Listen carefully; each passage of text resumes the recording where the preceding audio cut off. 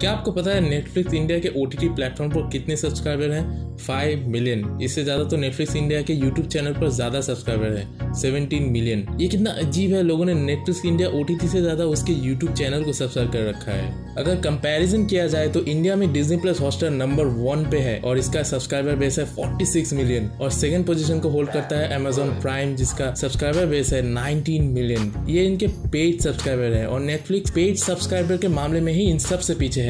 तो Netflix India में fail कैसे हो रहा है? मतलब इतनी बड़ी कंपनी जो दुनिया में हर जगह अच्छा कर रही है, US, साउथ कोरिया, ऐसे बहुत से देशों में ये नंबर 1 पोजीशन पे है, दुनिया भर के शोज बना रही है।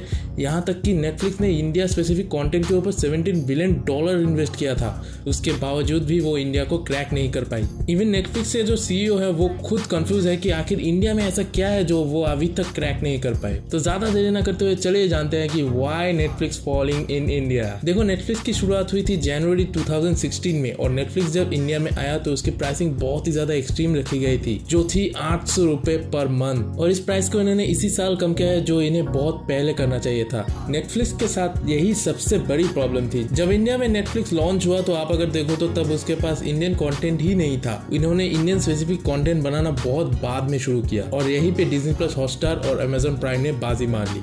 सो now I am thinking how these two platform became so popular. Let me explain.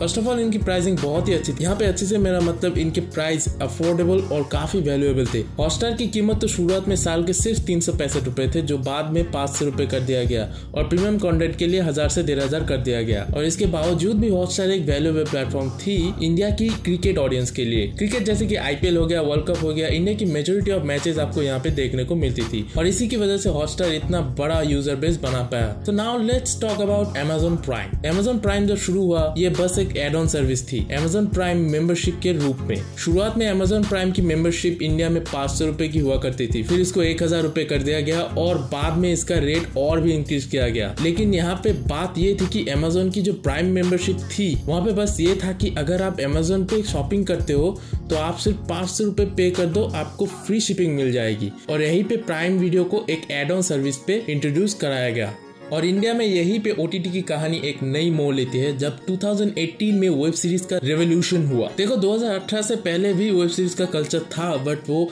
India में इतना पॉपुलर नहीं था। और 2018 से अमेजॉन अपने प्राइम वीडियो पे कुछ सीरीज बनाने लगा और हॉटस्टार भी इसी रेस में लग गया और लोगों को भी इन वेब सीरीज देखना बहुत पसंद होने लगा। और बाद में नेटफ्लिक्स भी इस रेस में आया और वो भी इंडिया स्पेसिफिक कंटेंट बनाने लगे ताकि इंडिया में उनकी ग्रोथ हो पाए। और यहीं पे 2018 में नेटफ्लिक्स लाते हैं सीक्रेट सेक्रेट गेम्स। देखा जाए तो इंडिया में इसकी पॉपुलैरिटी आपको पता ही होगी, पर नेटफ्लिक्स इस पॉपुलैरिटी को कंसिस्टेंट नहीं रख पाया। देखो, सेक्रेट गेम्स के बाद OTT प्लेटफॉर्म्स पे टीवी शोज, मूवीज और सीरीज की बाढ़ सी आ गई।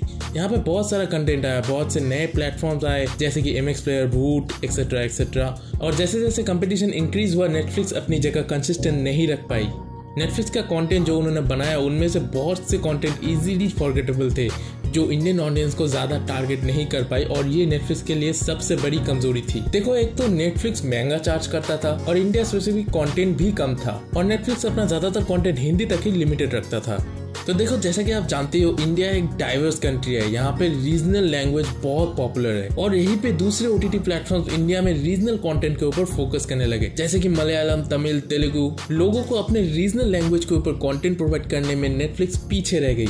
हालांकि नेटफ्लिक्स ने कुछ रीजनल लैंग्वेज की कंटेंट बनाई थी, लेकिन उनके क्वांटिटी को वो बरकरार नहीं रख पाई। और इस सब के बाद नेटफ्लिक्स ने अपने प्लान के रेट कम किए, क्योंकि वो ये समझ चुके थे कि इस प्राइस पॉइंट पे वो इंडियन ऑडियंस को पकड़ नहीं सकते। इसके अलावा नेटफ्लिक्स की कुछ अच्छी बात यह है कि ये हर एक डिवाइस के लिए ऑप्टिमाइज है। OTT प्लेटफॉर्म्स में सबसे ज्यादा टेक्नोलॉजिकली एडवांस है नेटफ्लिक्स हर एक तरह की वीडियो क्वालिटी को सपोर्ट करता है, जैसे कि HD, फुल HD, HDR। और नेटफ्लिक्स की सबसे अच्छी बात है इंटरनेशनल कंटेंट को दिखाना, जैसे Money Heist, Squid Game, Dark etcetera etcetera. ऐसे अच्छे और जबरदस्त कंटेंट जो इंडियन ऑडियंस मिस कर जाती थी, जो नेटफ्लिक्स की वजह से देखने को मिला।